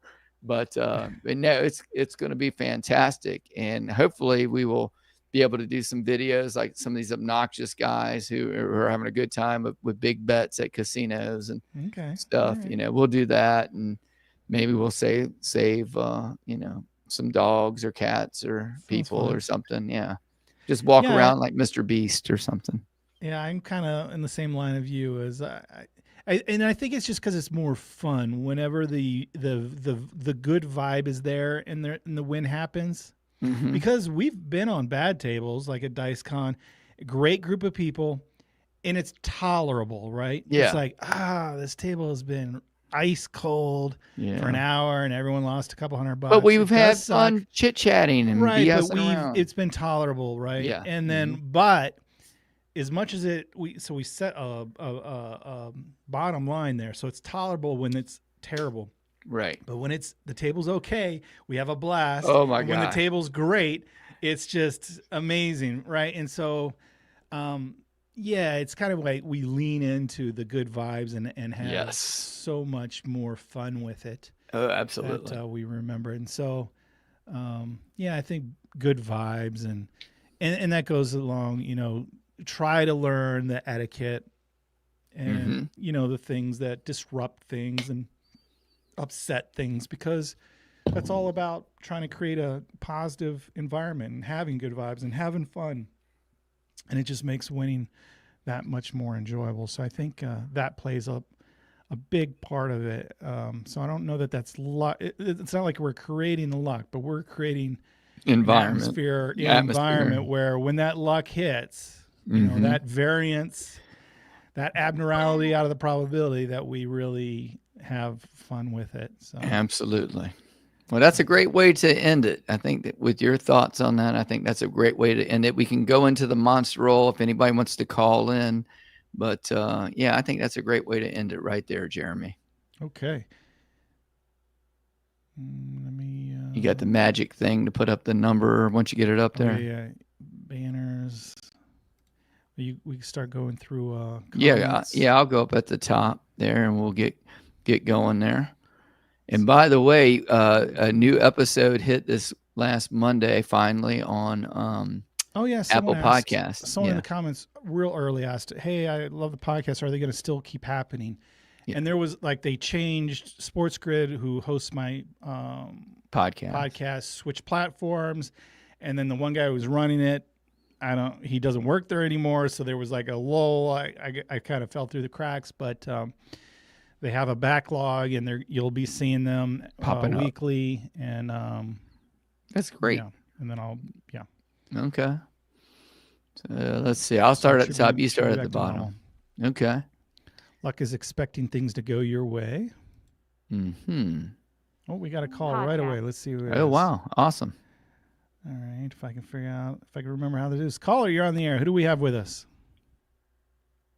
Hey, my name is Kurt from Arizona. How you doing? Hey, Kurt from Arizona. What are your thoughts on luck, if that's what you called about? Oh, no, I was just giving you guys props for the crafts community. I was calling mostly about crafts. It has something to do with luck, kind of. Okay. But I've been playing craps for over 20 years, and I recently just started a craps team where we all pulled together our money. Because obviously, the bigger your bets are, the more money you make. and the quicker you can get your goal and get out of that casino. Interesting. Okay. So we have been at a 100% win rate. So I don't know if that has to do with luck, experience, money management, or what, but luck has been on our side. Well, that's awesome to hear. First of all, Yeah, I've never heard of a craps team like that where yeah, everybody well, pulls their money together. well, It's there's kind a of like a couple- slot pool. I'm curious about how you guys run it because it does a couple things. Like, let's say you have 10 guys, one does bad, or two do bad, and the other guys do good. It kind of offsets it a little bit, and hopefully overall you do win. But do you guys play together, or do you kind of spread out? Are you playing different methods? No, we all play together. We all pretty much pool our money together. Mhm. So, it's normal. We try to keep it no more than 3 or 4 people. Okay. So let's do a $500 buy-in. We have the person, normally it's me, that manage the money. Okay. So everybody for $500. We do a $1,500 to $2,000 buy-in. And before we even get to the casino, we already have our rules of engagement. At what point is everybody happy with walk away from the table? Normally, it's like we just double our money. So everybody buy it for Right, but not $500. everyone's not playing the same strategy or method, right? No, he's saying they pull it all together. No, I understand. He's talking Yeah. about money management, but I'm talking about as far as style of play. Like, do you have one guy is playing the don'ts, one guy's playing? Oh, yeah. Because if everyone's playing the exact same bets, like if you guys are all playing the inside numbers, I would say it's luck if you guys are always winning playing the same way, but at some point the inside numbers are never going to roll, and all four of you are going to lose, right? No. Pretty much how it works is I'm the only person doing the bets. Yeah, that's what I thought he was Everybody's saying. shooting. So I'm doing all the betting. I see. Okay. So it's pulled together. I'm doing exactly like they not doing bets when they shooting. They're just doing like basic pass line bets or just doing like very small bets. I'm doing the bets. So pretty much how it works is normally when you're playing in a group, somebody's bound to catch a hot roll eventually. You usually have to survive until that hot roll comes.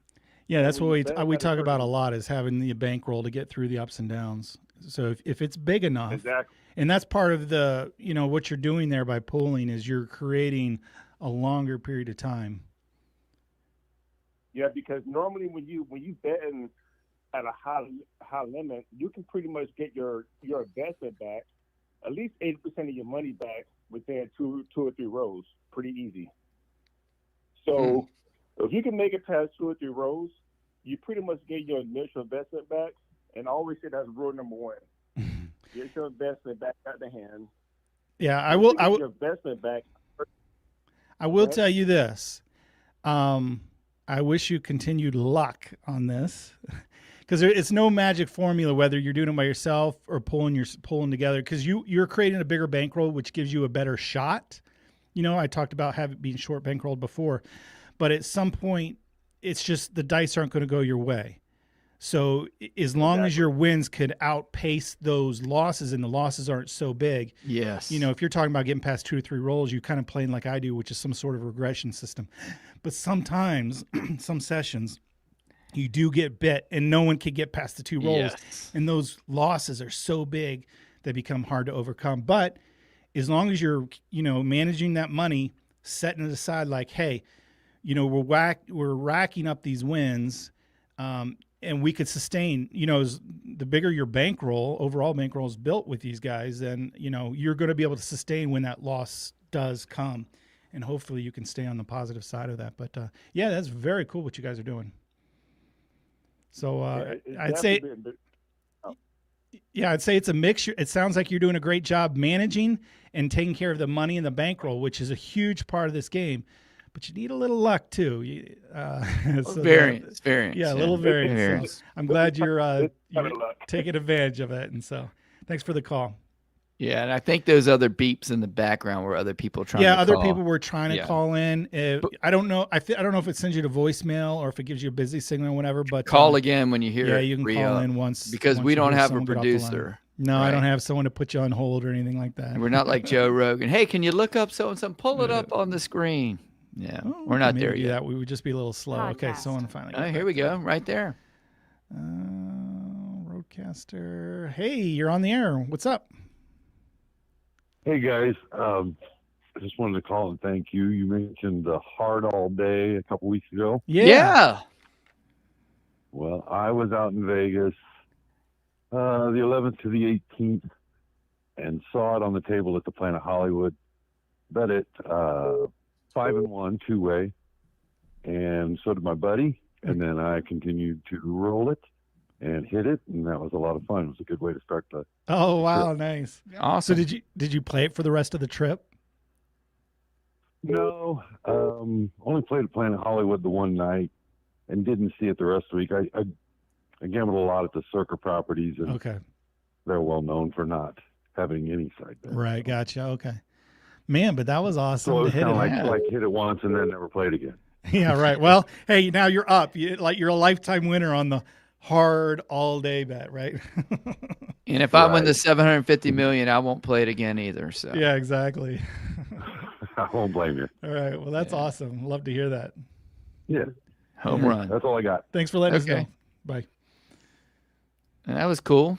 Yeah, Yeah. hard We got all some actual day. experience on the hard Yeah. all day Now- and a winner. And you went out, didn't you tell me? No, you haven't been out yet? You know, I still haven't Okay. been out. Okay. I know you're busy, man. You know. My bad. My bad. I will get out there. I got to play it, but Yeah. Got to do hello, work. caller. too. You're on the air. Who do we have on the air with Jim and Jeremy? Yeah, it's Josh. I actually put a comment in there under the username $15 bill. I really for years had trouble understanding this. It's a comment about, so if someone rolls 27s in a row, or it could be 37s in a row, Okay. Mhm. I would assume that's really hard for someone to roll 37s back to back, correct? Yeah, you would. So the chances 1 in 6. So you would. Let's see. The odds would be. Let me do it. Real quick here. Multiplying it. Yeah. 6 times 6 times 6 times 6 times 6 times 6 times 6 times. I only did like 10 of them, and the odds. Let's see. 1, 2, 3, Yeah. 4, 5, 6, 7, 8, 9. 9 times in a row is 10 million to 1. So yeah, I think they were throwing out an Okay, so they example, go but down. yeah, it's So- very difficult. It would be very difficult Yeah. to see something like that. Right. So my question, I guess, into that. So it's very difficult if someone's there, and let's say there's a bet on the map that says, roll 27s in a row, win this much money. The casino's always going to win. But what if there's a random guy, unbeknownst to the table, walks Mhm. up, he doesn't know that it's the 19th roll. To Mhm. him, that unbeknownst guy, it's his first roll. So his probability is not the 1 in 20 million, it's the 1 in 6. Is that correct, or am I lost on that? Because there's two different probabilities. There's the probability for the guy who Right is going before to roll his 20th roll and get 27. Yeah, right. go ahead. It's the right before the streak starts. There's a probability attached to that, right? It's 10 million to 1 that 9 Okay. will roll in a roll. But if it's happened 8 times, and the guy walks up, his probability is 1 in 6, right? Okay, but so So how? there's But two different probabilities. to hit the 7, to roll the 7, right? So his probability is 1 in 7. But if Yeah. you look at it, these are how side bets are built. So if the guy who walked up and maybe they had some special bet that was, hey, if you roll 9 7s in a row, they wouldn't pay you 10 because there's a house edge. They would pay you maybe $8 million. So that guy starts and keeps betting, and he gets up to 8. If it rolls for a 9th time, 10 million to 1 odds, he would win $8 million. But the guy who walks up and does just the one roll, he's only going to get like a typical 4 to 1 payout because he's not there for he's not making a bet on the long-term probability. He's just there for the one chance. One roll. So that's I how. see. That's why a So lot of tell these me- a lot of these bets, like the all tall, small, the fire bet and things like that. Yeah. Once the roll starts, they won't let you bet because you have to be there for the long probability before it starts. Like you can't wait for half the numbers to be rolled and go, hey, I want to get on this. Mm-hmm. The casino's not going to let you. They go, no, you got to start for the fresh where the odds are 10 million to 1. Like you can't jump in after half the numbers are hit and now the odds are only 1 million to 1. So that's how kind of side bets are built, is they require you to be there for the long haul, the whole probability. And that's how they end up on top. Because if people can kind of wait until the odds are closer and better, that would not be good for them. Because like you said, the guy who walks up, it would work out great for him, but he doesn't get a chance. I kind of get that. Yeah. He doesn't get a chance at a big payoff. But are the odds, I see that, but I guess I don't understand, are the odds two different odds? Because let's say if the guy's not betting like an all tall small or a different bet, he's just rolling, or you're at your kitchen table just rolling and you try to roll 27s in a row and someone comes and they don't know it's the 19th roll, to them their odds of, if someone said, hey, to the guy who doesn't know it's the 19th roll, walks up to a table and they say, hey, if you roll a 7 on your next roll, I'll give you $100. Yeah, you would take one out of that bet all day. Because yeah, exactly. You got the odds are 6. 1 in 6.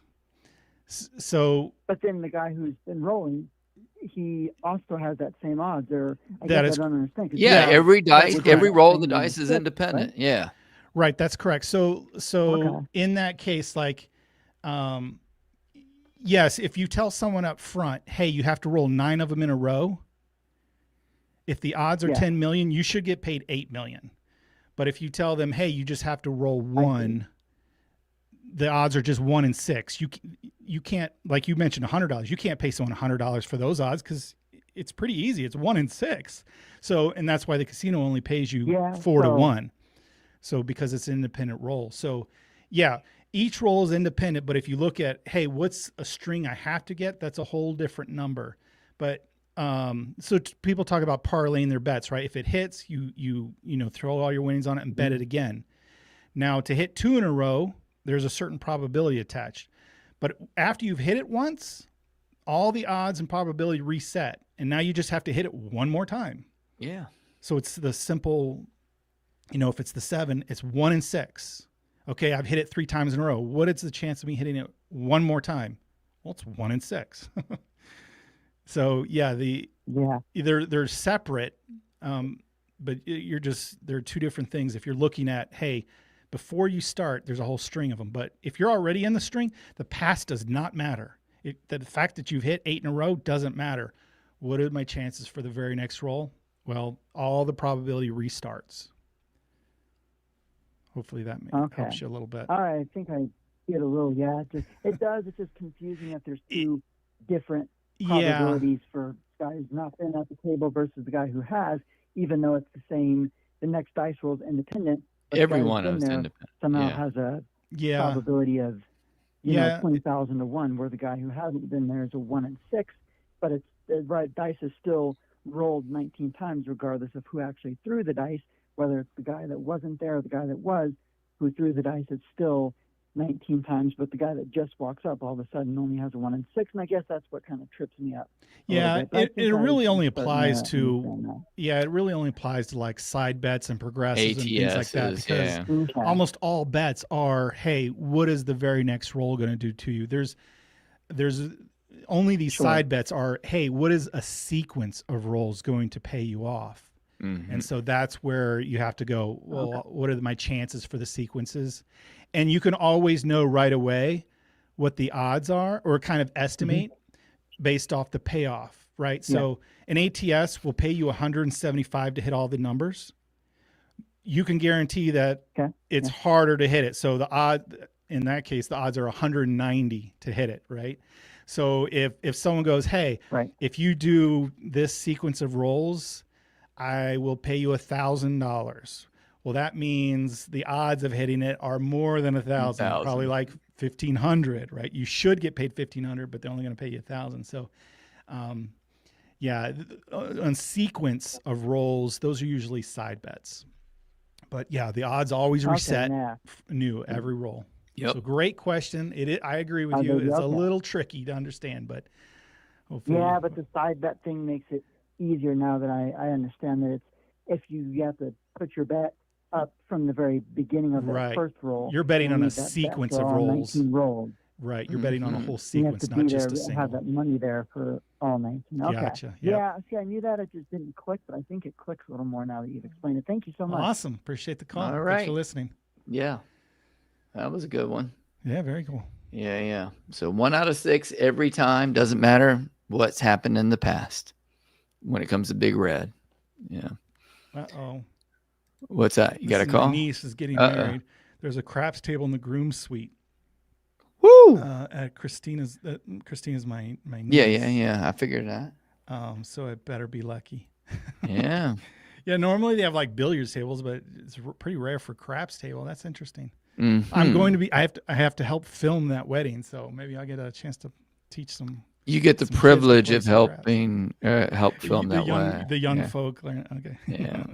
Very good. Let's see. This is a question Ken popped up at the beginning. Wary buyer, can dice setters be lucky too? And I Say poke, yes? I poke fun at him. I said, yeah, they can get lucky. I mean, that's what they're doing.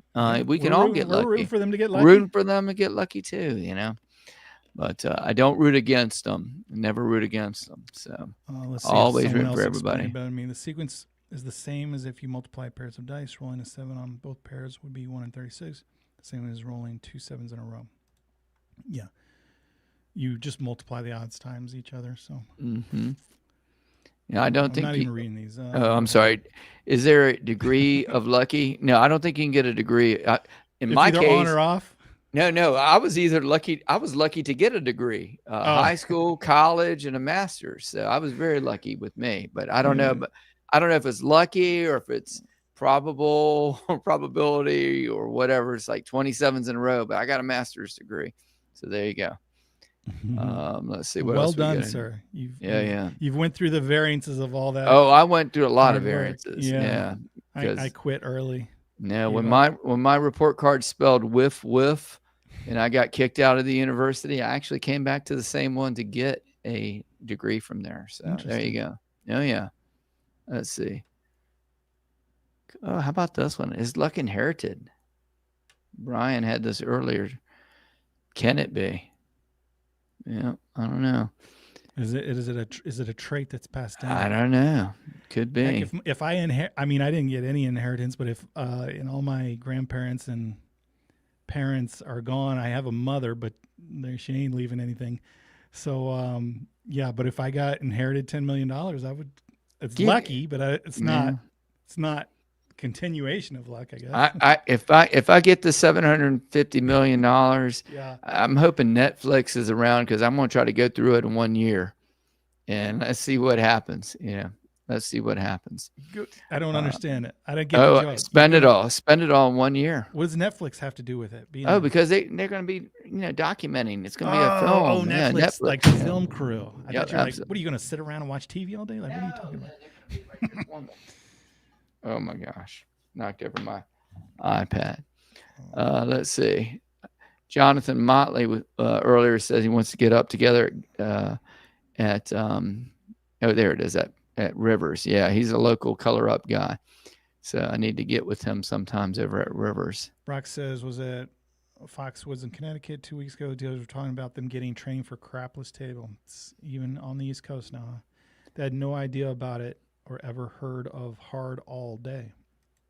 Oh, Yeah, wow. Hard all day I can understand, but not knowing about crapless is kind of strange. Yeah, it So does I did make get the sense. inside scoop. I talked to management at Strat. Strat, and their previous owner was the guy who invented the game essentially, or he's credited for it Right. Mm-hmm. back in the 80s. And what they said was a few years ago that they owned it, the copyright or whatever the legal is to own a game, Right. and they let the rights to it lapse. expire. So expire. Someone dropped the ball. A lawyer on their team, or I don't know who was in charge of it, but someone in the corporation did not renew. The lawyer. It lapsed. Well, or whoever's in charge of making sure the lawyer does it, or whatever, right? It lapsed, and then it became public domain, I guess. Domain. And anyone and everyone was doing. That's why. So nobody's getting a royalty off all these craps tables. Each one is. Well, I guess like I don't know how it works beyond that, but now multiple companies can do the exact same game. Okay. And not have to, like before, they just weren't allowed to copy it. They weren't allowed to copy their work, but now you see all these. There's several different companies that are calling it the boom and the bust and the high and the low. All these different names. But it was because someone let it fall through the cracks over there at the Strat. So unfortunate, but. So here was one, just a question in general. Don't forget, if you want to, you can call in on that number, 678-723-1112. But Benjamin Clark asked, do the dice have to hit the back wall? How do you usually answer that? I mean, I'm not a casino. They make their own rules. Right. But most casinos, I think, say, hey, we want you to hit the back wall. We would like you to hit the back wall. You to hit the back wall. If you continuously don't do it, you're going to have to pass the dice. Yeah. Cruise ship. For the most part, it is a rule, and how they enforce the rule is a whole different ballgame. Some of them are like, as long as you're attempting, we're okay with it. Like he said, you miss it a couple times, we're going to warn you or whatever. So some are a little more lenient, and then there are some places that are just super. I mean, not strict. I mean, sometimes I feel like it just makes the rule clearer. It's like there's no judgment call. They have to hit the wall, period. Mm-hmm. So it used to be back in the day. That's where dice control came from, because guys could throw them beautiful dice and they would stop short of those walls or just slightly slide up against the wall. You can have control there, but as Jim mentioned, if they enforce, hey, you hit all these pyramids, alligator pyramids, yeah. How do you control it after that? So that's why the casino wants you to do it. It's because they want a fair game, because they know you hit those diamonds, you do whatever you want before random, you hit that wall. Random. We don't care. Mm-hmm. We feel like we have a random game if you hit those walls. So, yeah, I would say all casinos want you to hit the back wall. How it's, what was the word you used? Enforced is a whole different ball game. And now on cruises on Royal Caribbean, they tell you they want you to hit it every time, but then they've recently changed the rule now. Right. That now it's one wall and one chip can be called a legal roll. So again, they make it up. Yeah, they just make it up however they feel like it. Yeah, it's house rules, and it could vary from crew to crew. Like you can have the night shift come in, and they'll be like, they didn't get the memo, and dealer, dealer to dealer. The rules are different. Let's see.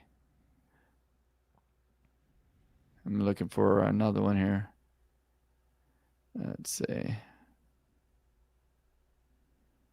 Yeah, so here we go. Mathematically, this is Duracell. I don't know if he's still hanging in there or not, but he said mathematically, the Martinelli beats the house edge. Table limits are there to prevent this. I would say maybe. I don't know. I mean, definitely they're there to stop it, but you can't win every time. Eventually, you don't have as many chips on your side of the table as There's two things that stop it: is table limit and your bankroll. Yeah.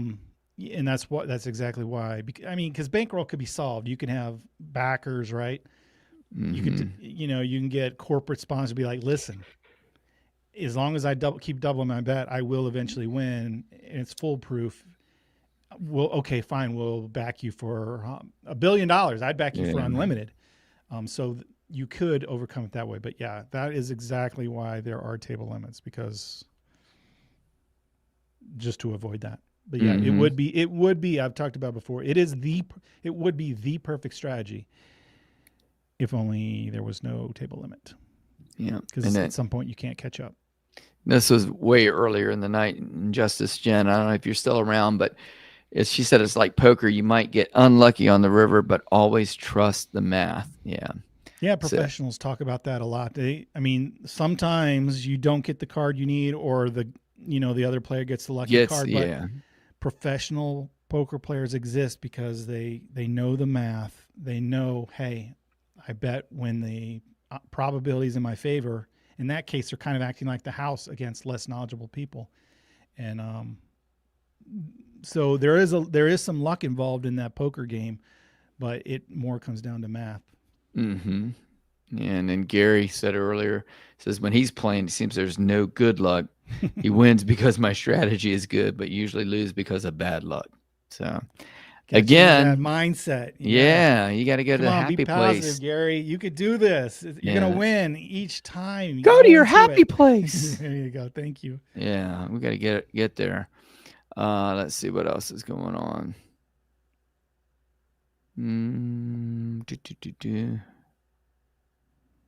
Here was a tale.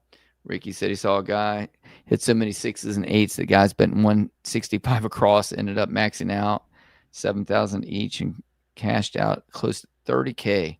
Wow. Yeah, that's amazing. Yeah. That's amazing. 6,007, let's say.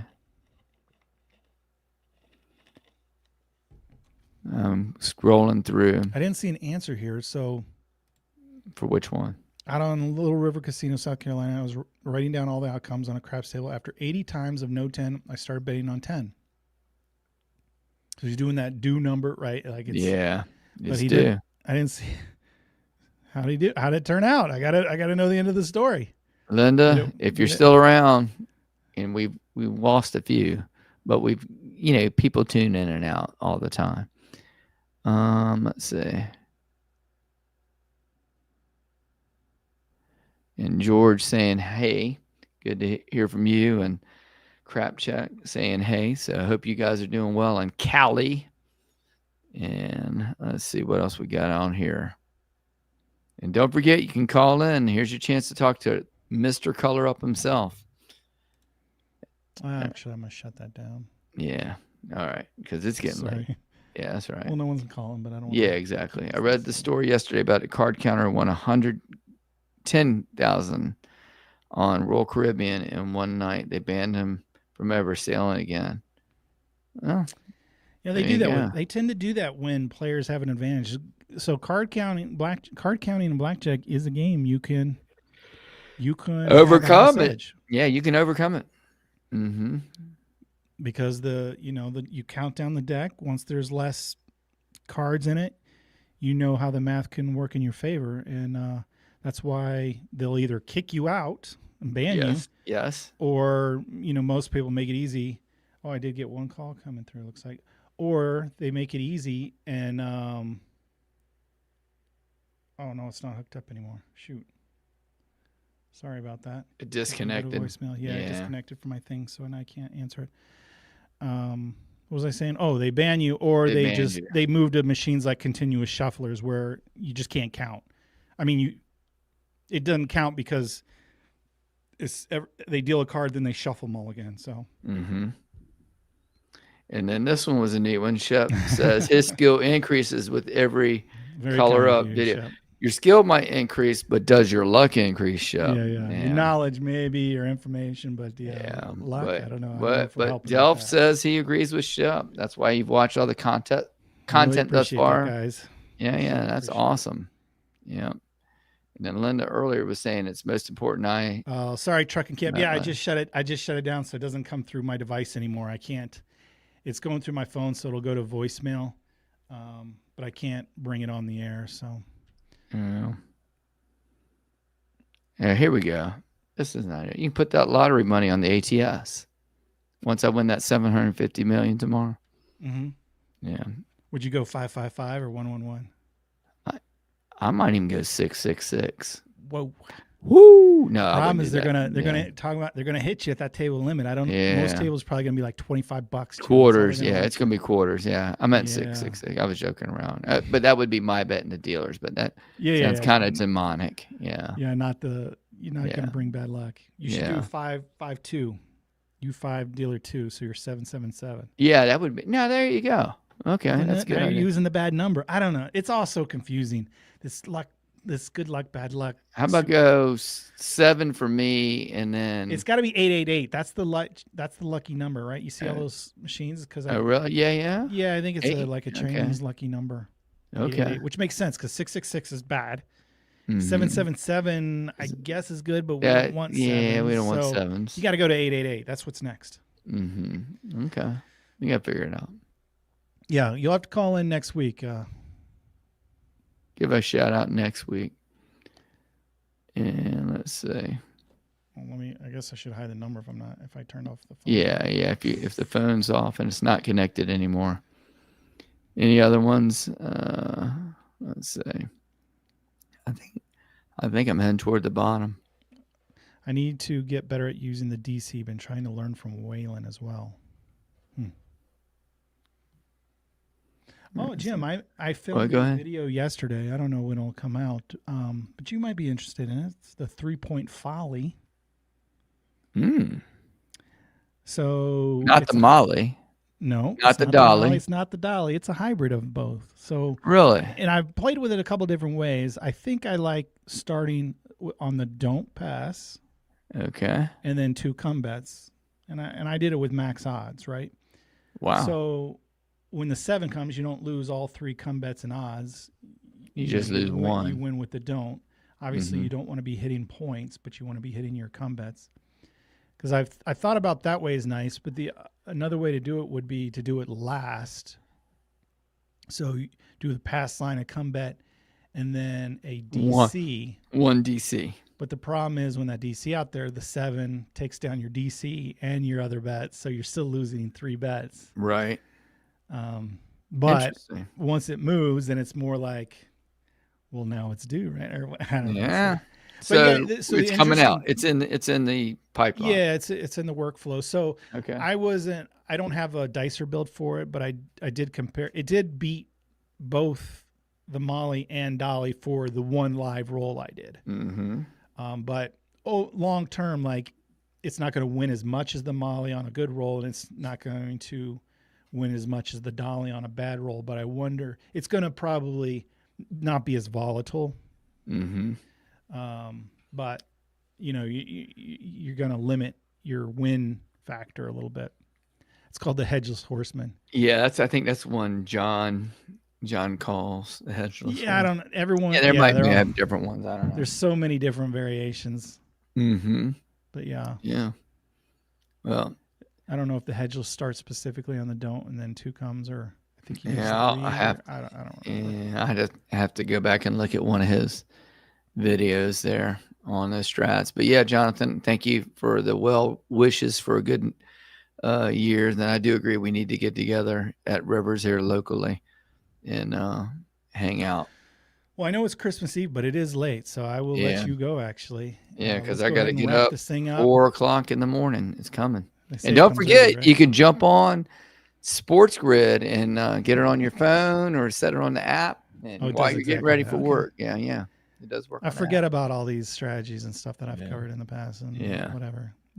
No new ideal under the sun. We just name them different things, right? There you go. All right. Thanks for watching and listening, everyone. And until next week, adios. Good luck on Bye-bye, everything. everybody. Thanks again.